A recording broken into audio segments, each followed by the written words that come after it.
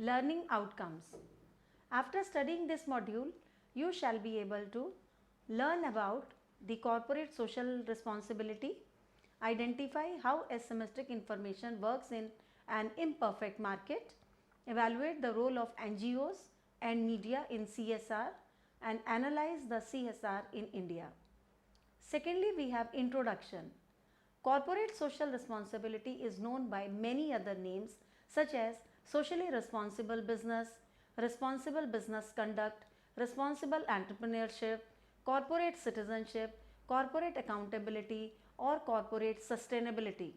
CSR is a continuing commitment by business to behave ethically and contribute to economic development while improving the quality of workforce, I repeat, quality of life of the workforce and their families, local communities and the society at large. This definition is given by World Business Council.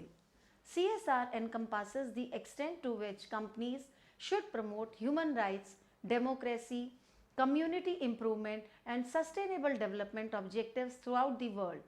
This is given by Confederation of British Industry in the year 2001. Corporate social responsibility is an extended model of corporate governance based on the fiduciary duties owed to all the firm's shareholders. It is about how companies manage the business processes to produce an overall positive impact on the society. Corporate social responsibility is also known as corporate conscience. It is said so because it is a kind of self-regulation imbibed in the workings of the business in adherence to international ethical norms and laws and culture.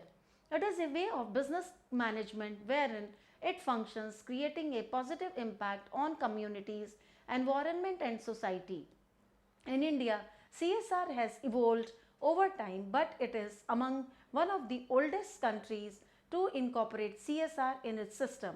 But CSR practices are not followed very religiously, especially because of the MNC culture which fails to establish an emotional relationship with India. In India, there are 4 phases in the history of CSR which have evolved with historical development and evolution. Markets are said to be imperfect when they have flaws which arise basically due to inefficiency, externalities, asymmetric information and flawed pricing. These market flaws contribute to degradation of the environment. So, it can be said that imperfect markets are in a way related to innovative business models and thus sustainable entrepreneurship giving way to corporate social responsibility. Government plays an important role to internalize the externalities in case of market imperfections. If the reputation of the company improves by investing in CSR, then companies invest in CSR and automatically some of the externalities are internalized partially by the market itself. Various other things that determine the reputation of the company are transparency of the company, tenure of the company and behavior of the stakeholders. Focusing on the literature of corporate social responsibility, that is profit, comprises of production of goods and services, people, the effect on people internal and external to the organization, planet, effect on the environment or natural resources. So, CSR and reputation are connected in a way because if the stakeholders have trust in the organization, then it leads to public prosperity, the essence of CSR. Also, the organization has to build and maintain that relationship with the stakeholders wherein it does not play with their feelings for its own interest. It needs to provide true information to the stakeholders, maintain the reputation.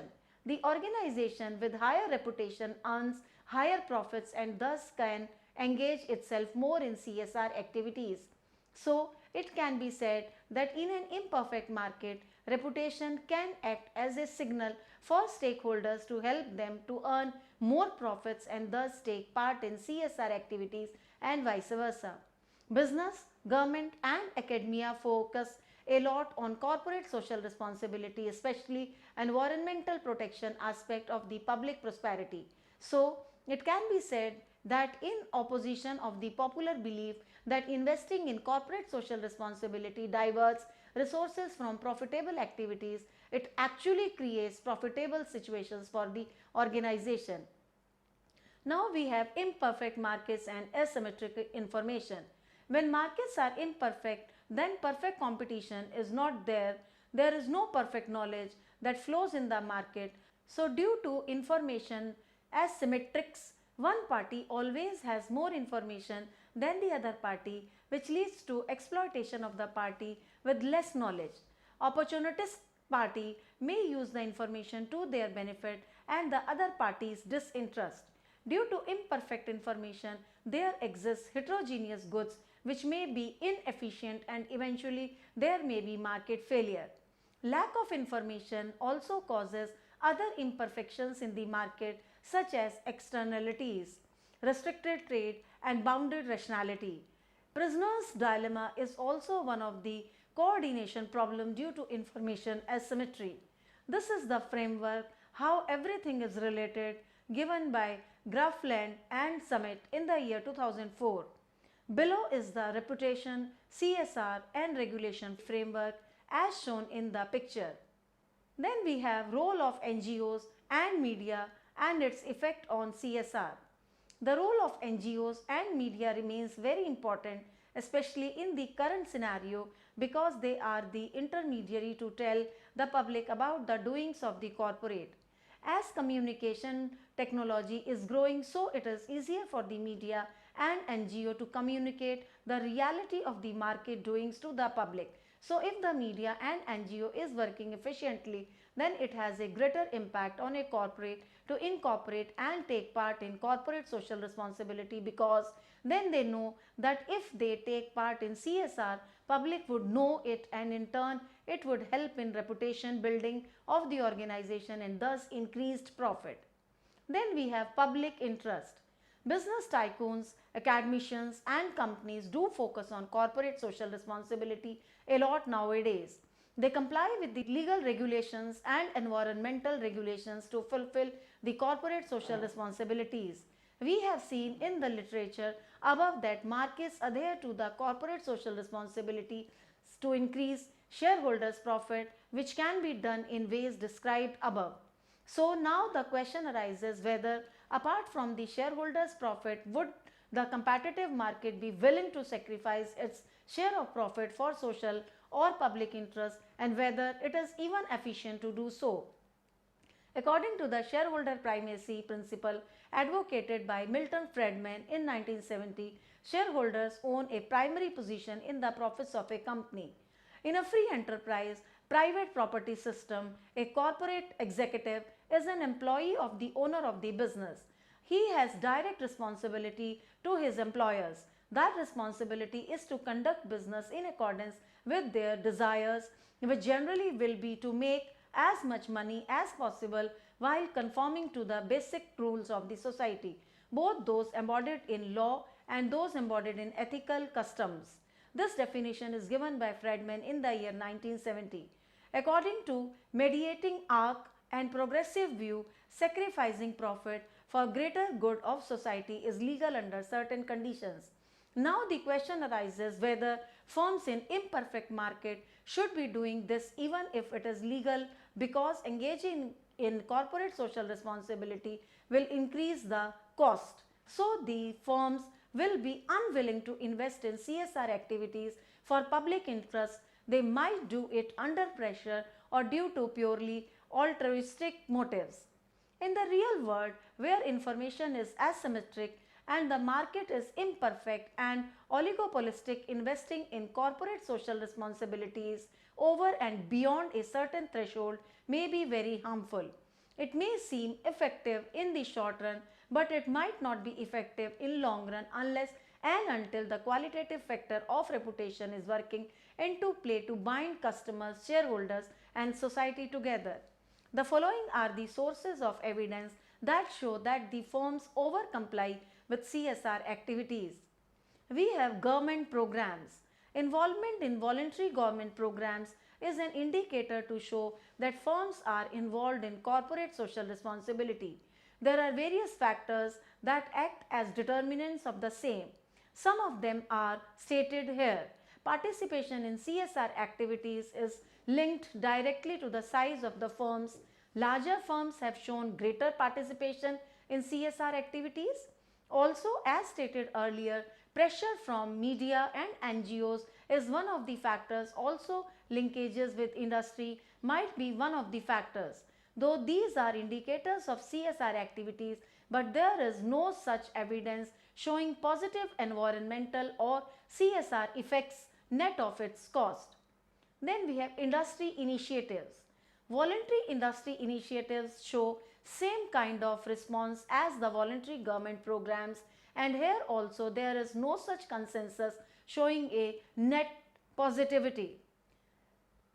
So, voluntary actions taken by firm is also a determinant. As stated by Chappell etc.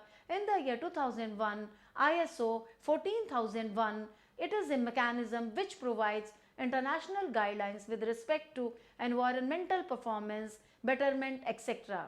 The determinant is considered as the best source of compliance mechanism in an imperfect market.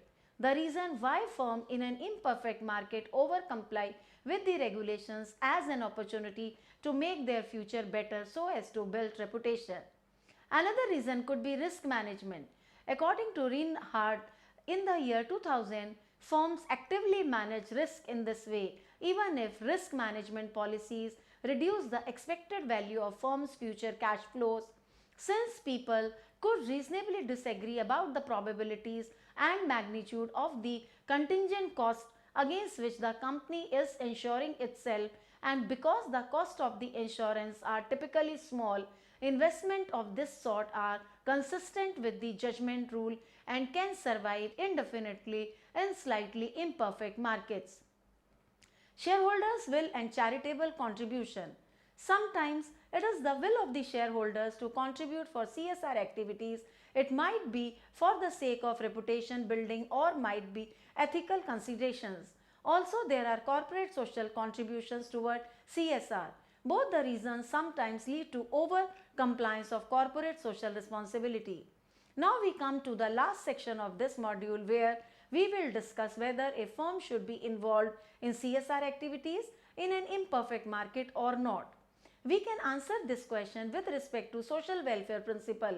In case of social welfare, one can consider utilitarian principle while considering the benefits of involving in CSR activities. So, firms can consider the options with maximum utility or benefit. Options can be considered as welfare with corporate social responsibility and without corporate social responsibility. The option which has the maximum welfare should be considered by the firms in an imperfect market. Benefits of CSR is included in the fact that it internalizes the externality, such as if a firm emits harmful pollutants and it invests in a plant that clears air around it, it would directly benefit the people living around and the workers. The cons on the other side are the cost of the plant installation etc., which are direct cost of corporate social responsibility. Due to these costs, the consumer surplus would reduce due to higher prices, and higher costs would reduce producer surplus. Then we have corporate social responsibility for market integration. Not long ago, attention has started to focus on CSR activities defined with respect to responsiveness of markets to shareholders' legal, social, market and environmental expectations. CSR has generally been a pragmatic response to consumer and civil society pressures. Transnational corporations are the main focus in North and in South. Focus in South has been a little less as compared to that in North. The pressures from environmental corporations, human rights activities, media and NGOs make companies take part in CSR activities. However, in recent years, business have also realized the importance of corporate social responsibility and willingly take part in it. Focus is also laid on small and medium-sized enterprises because they contribute 90% of all business worldwide. If CSR demands are protectionist, culturally inappropriate or unreasonably bureaucratic, the net effect will be to undermine livelihoods in the South. Also, special focus should be laid on the fact that these SMEs should not become a hindrance in the way of polluting, etc.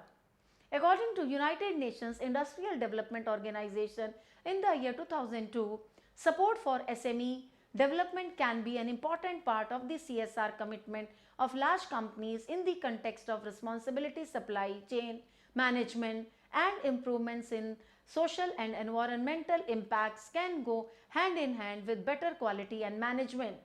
In CSR program, United Nations Industrial Development Organization addresses the need to establish a framework for SMEs that help translate corporate social responsibility principles into a relevant SME perspective, thereby enhancing their competitiveness and market access. CSR activities as a result of pressure. Corporate social responsibility is also performed due to the pressures from NGOs and social activists. They apply external pressure on the firm to increase the public good or reduce the public bad. According to Post etc., in the year 2002, there were also instances where firms were deprived of their license to operate through boycotts. For example, the Kit Kat campaign in 2010 was carried out to stop Nestle firm from producing unsustainable palm oil. According to Hommel and Jodard in the year 2001, CSR can be a strategic policy to prevent social contestability and protect firms' long-term interest. Also, competitive pressure also lead practice of CSR activities by firm. Then we have CSR activities as business strategies. CSR activities are also used as business strategies in an imperfect competition. CSR activities can serve as important signals to show credibility. So this gives a competitive edge to firms over their competitors. So CSR in a way is used as a strategy of product differentiation. Now we move on to CSR activities in India. Some companies, though fewer in number, are realizing the advantages in linking corporate strategy with CSR. In order to work out a comprehensive plan for its not-for-profit initiatives, the Tata Group has initiated the Tata Council for Community Initiatives, a central body that acts as a facilitator for the entire group's social initiatives. While the Tata Group company may continue to provide health services, education and other tangible benefits, their focus is more on building self-reliant communities and working towards sustainable livelihood. However, after Singapore and Kalingnagar, even the fair name of Tata Group is sometimes controversial. Mahindra & Mahindra is one such company that decided in its 60th year to donate 1% of profits after tax, that is around rupees 1.3 crores as per figures shown, into CSR. Its activities include the KC Mahindra Education Trust, which promotes education at various levels, and Nanni Kali, a program aimed at helping the underprivileged girl child at the Mahindra Foundation. The midday meal program in Andhra Pradesh and Rajasthan, and affirmative action through Mahindra's Pride Schools. The foundation has constituted a CSR council with members being the heads of all its business from tractors to holiday homes. It has also the ESOPs programs, that is employee social option and not just a stock option, which promotes volunteering and works in partnership with Nandi Foundation and other organizations. For all these current initiatives, Mahindras were awarded the FICCI SEDF Award 2007, one of the first CSR award in the country that includes a 360-degree reality check by the civil society who meet up with trade unions, government representatives, employees, etc. before presenting its findings to an eminent jury. We also have the ITC group, whose socio-forestry initiative and e-Chopal is an excellent paradigm where CSR and business have created harmonious associations. The cynic would, however, argue that 70% of the ITC's revenue still come from tobacco and wonder whether its CSR is just a smoke screen. The Reddy's Labs experiments has created thousands of new livelihoods, and the Bairaju Foundation, established by Satyam Group, has created rural jobs, rural BPOs in Bhimavaram, Godavari district in Andhra Pradesh makes drinking water available to families at subsidized cost and has pioneered the concept of rural BPOs. It is an amazing sight to see young men and women cycle down to work in a serene rural environment rather than migrate in search of opportunities. The Aishar group has also transformed the primary education scenario in Harchandpur block of Uttar Pradesh without any publicity of any sort. The Mahindras have set up a foundation called Nani Kali Trust, which is carrying out primary education work focusing on girl children in Udaipur, where the company has no factory. Mindtree closely works with Spastic Societies of Karnataka, having their logo itself designed by them, volunteering program, etc. Kinetic Engineering support to Dreamland, an NGO in its formation and thereafter in its response to the farmers' suicide is exemplary. Its outsourcing to leprosy affected communities has led to their empowerment. The Janki Bajaj Gram Vikas Sansthan has worked extensively towards rural education and information in the villages of Maharashtra with clear-cut exit strategies once basic indicators have been met. Godrej Industries Limited, one of the largest industrial groups in India, has integrated conversion of natural resources in its business operations to minimize its carbon footprint. The company's windmills have brought down carbon emissions, earning it carbon credits. A recent green business survey released by Financial Express and Emergent Ventures India revealed that senior management have realized various risks related to climate change and are putting pressure on their companies to manage climate change risk. 67% of the financial companies acknowledge this risk before others and put pressure on borrowers to come up with mitigation plans. Now we move on to summary of what we have discussed so far.